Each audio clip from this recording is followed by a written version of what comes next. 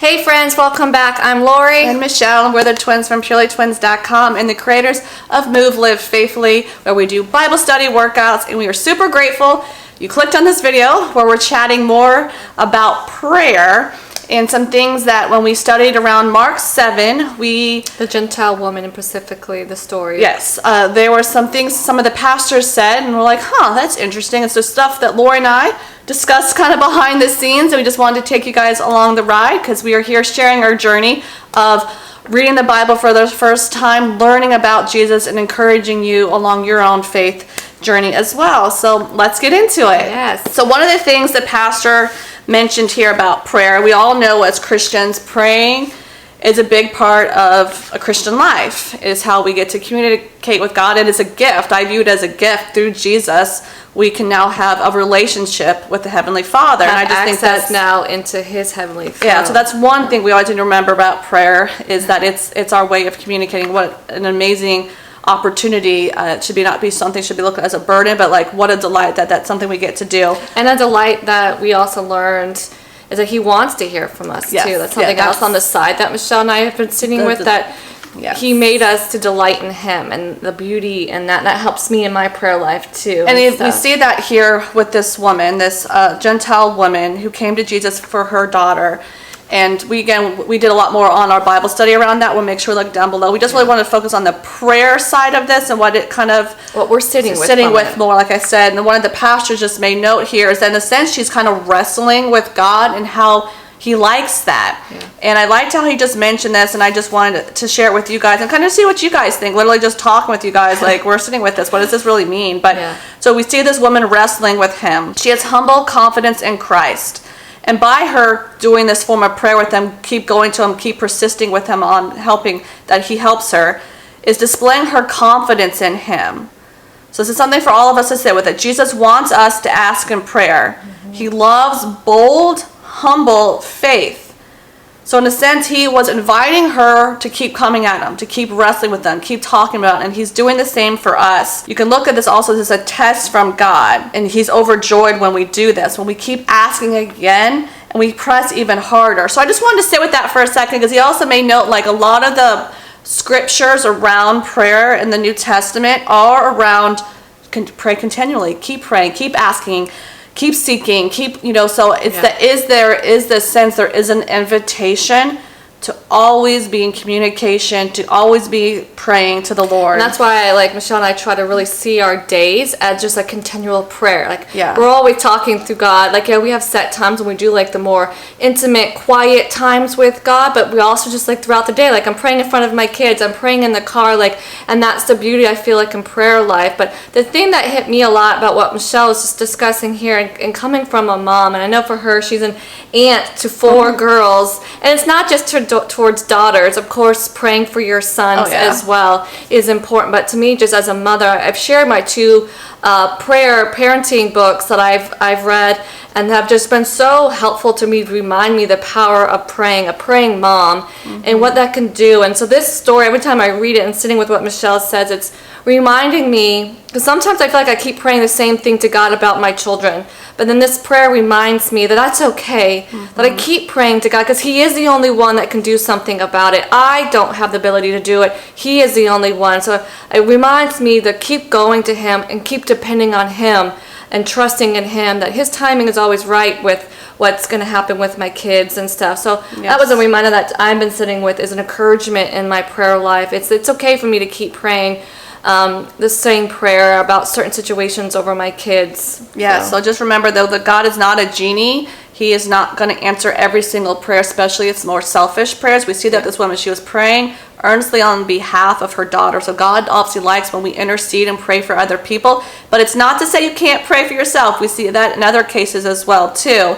But this is definitely an invitation. I look at it as, and I just think it's an important thing for all of us to remember, seeing prayer is a way of expressing faith. It is by you praying to God about something, you talking to Him about, going to about something, you are expressing faith, and He can do something about it, and He likes that. And I just like sitting with that He wants us to, we see that Jesus was inviting her here. I also see to persist in her prayer. I also see it as that, it's you don't have anywhere else to go but Him, and I see that too. And even the next story, I know the word beg that was used for the deaf man and the people around, the word they were using, that word beg, is like it was an active verb of continually begging. I also again, it's that same idea of like persistently saying it. I wish though, which again is not the point of it, but I wish we don't know how long this conversation went on between Jesus and this woman. If it was like an hour talk, if it was like whatever it was. Try not to get too like, I wonder how long they talked about it, because I think then you can catch yourself and like, well, I talked to God about 5 minutes about this. Then it becomes more about and that. Then instead of seeing it just like, as I said, every day I'm talking to God about this, and when it pops up, I remind you to go and talk to God about this. And so, but I just thought that's an important thing to know, because I think that relates to what the few stories were before this, about the Pharisees had their ways, their checklist of doing stuff. Prayer should never be a checklist and make sure you set all these things in the right order. Yeah. I think those can help you if you're getting started. I know the Lord and I look at that stuff when we weren't really sure how to pray or what to pray. Those things that help you get started, of like, well, here's kind of a flow that works for me, or a good way to like go about it. But I feel like, remember that there is no checklist on how to pray, or even when to pray, or when to stop praying. And that's something else we wanted to talk to you guys about, was, is there ever a time to stop praying? And one of the past about something, or about because we, like I said, majority of scripture is all about the invitation to keep praying. So that one of the guys just brought up, well, we see in Paul in 2 Corinthians, when he talked about the thorn in my side, that he prayed to God 3 times, and God's like, no, my grace is enough. So he was saying that there are times when God will make it clear to you that I have a different story for you, or different idea for this, whatever you're praying about. That's kind of like when you can be like, okay. And I think you were going to say more about that too, of like how that's what prayer is. The more you keep coming to him, you kind of get in alignment. And same thing with that lady. She jumped into Jesus' story. She saw where she was, and I think that's also prayer. It's like we pray, we keep praying, because it keeps getting us to see the way God's seeing, or for Him to truly help us see what He's doing. And it might happen quickly, but it could take years for you to kind of get into the alignment. But like right now, in the midst of my kids are praying over things, like I definitely not there yet in terms of seeing what God is doing in my own heart, which I know actually I see a lot what He's doing in my own heart. But with my kids, like I don't really know where He's going with them yet, but I'm going to keep praying of certain things for them and praying for their salvation. I don't know if they're truly saved or not yet. Like they say they believe in Lord Jesus, but I don't know if they truly have done that. So the depth to me, it's like, that's like one of the biggest prayers us Christian moms can do is for the salvation of our kids and the salvation of their friends and your family. So it's just a reminder to me about that stuff. But sitting with I see the more I do pray to God about something, it is changing me. And I think that's also the beauty and prayer life. It is drawing you closer to God's ways. And it also goes to another pastor and said, like, the more we seek Him, pursue Him, and I think prayer is a way of doing that, you become more like Him. He changes you. That's Him. You're going to the one to change you, and He does. And it could happen quickly or not over time, but I think it's also an invitation to remember that the Holy Spirit's in us, directing our prayers, and also when we don't know what to pray, He's praying for us. So that just take a lot of pressure off prayer in general, that it should be more of a delight and excitement, that you just get to talk to God. Like Lloyd said, sometimes Lloyd and I's prayers are very formal. Sometimes they're just like, literally like I'm just talking to Lord, like Jesus sitting right next to me. Like they're not informal at all. I'm truly like venting. And I think that's the beauty of Jesus. We can do that with Him. And also to me, with the prayers, is I also learned that not only remember when you're praying to a person. It's not to an object. It's not to a statue.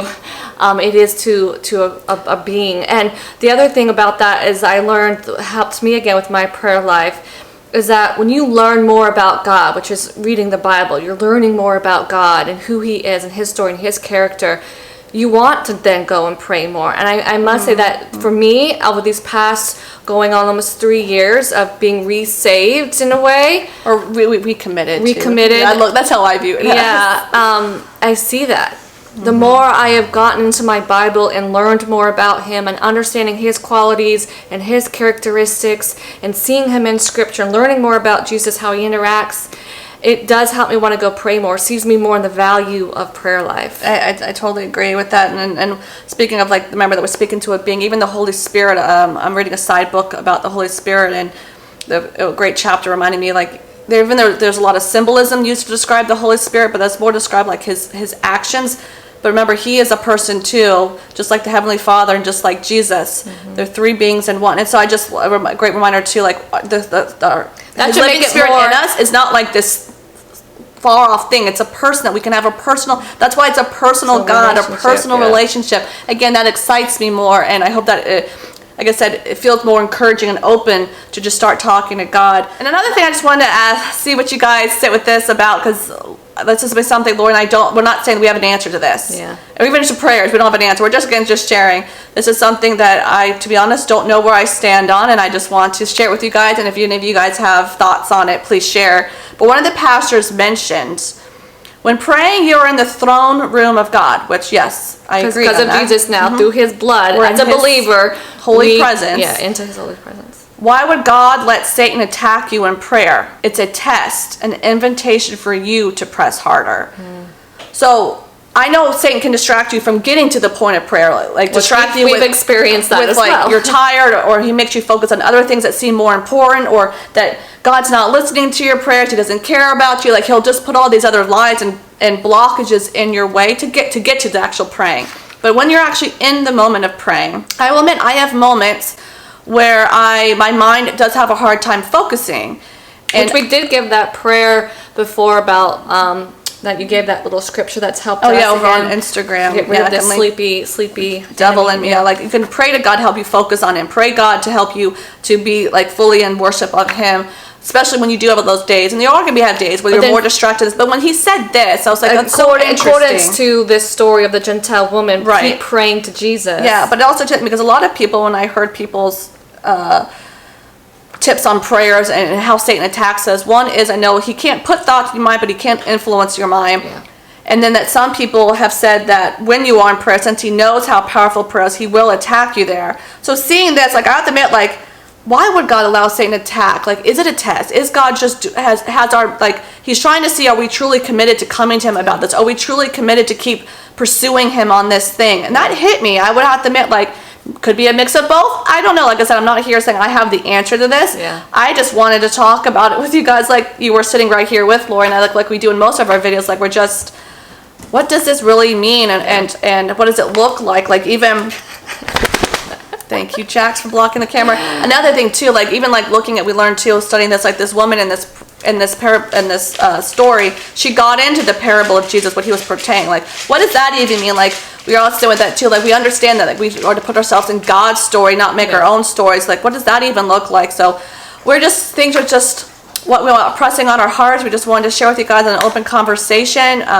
This will be an ongoing conversation. As you guys know, Lori and I are still reading the Bible. Yeah, I think it gets to that point where that we said in our Bible studies, like the mom had, I know I don't deserve this, but thank you. Like, have mercy on me.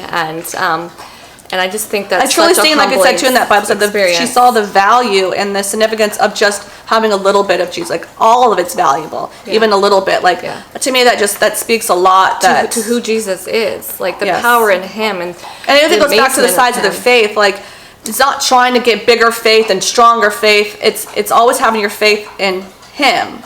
That's the object of your faith. Should always be in him. What I learned too. And he can work with a small bit of it. Yeah, I think I also learned too. If that makes sense. You keep praying, but it's also like you almost get to that point in your prayer. It's kind of like what Paul did in the 2 Corinthians. There it's like, okay, God, I've been praying about this, but really I want your will to be done, not my own. And I think that's the humbleness that we all eventually need to get to in certain prayers. Oh, I guess all of our prayers. Well, I think that's important. As you said, when she came up, understanding that this was, she didn't deserve this. She realized, she wasn't by default his chosen people, but she still knows that he came to save all type of thing. And I think that's definitely and to have mercy on her. I think how many of us are we really approaching God's throne of like, have mercy on me? But I want this to see happen in either my kids' lives or somebody's life or in my business or whatever it is. But Lord, ultimately, let your will be done.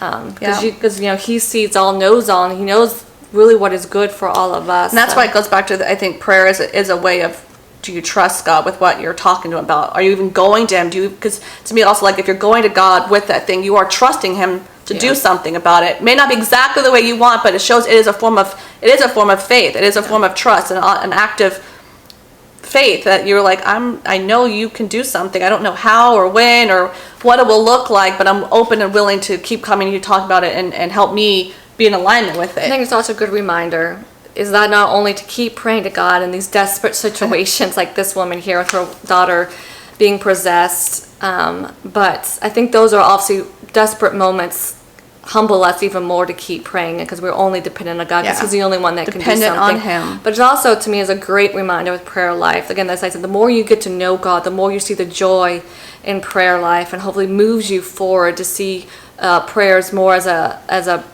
blessing and as a gift.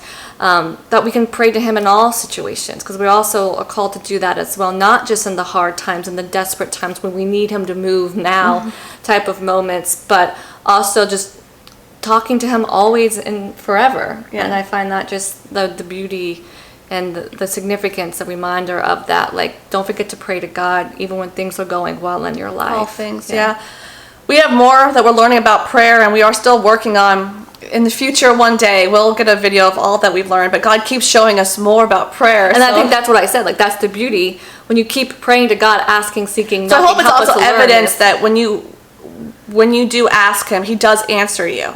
And that's something else that I've been seeing with a lot too. When you seek Him, when you talk to Him, when you ask, He does lead you to wisdom. He does guide you. And this whole past 2 years now, 2 years of God showing us prayer. It wasn't all happen all at once. It's been a little bit here. A little bit there. We digested a little bit with here. And so just remember that too, whatever you're going about asking Him wisdom on, it could be a journey of it. And I don't think anybody is perfect at prayers. No. I think that's also the humbleness in all of us to realize everybody's prayer life is going to look different. And some days, Lori and I are in prayer a lot, and some days I'm like, I go to bed, I'm like, oh, quickly say something, So I'm human.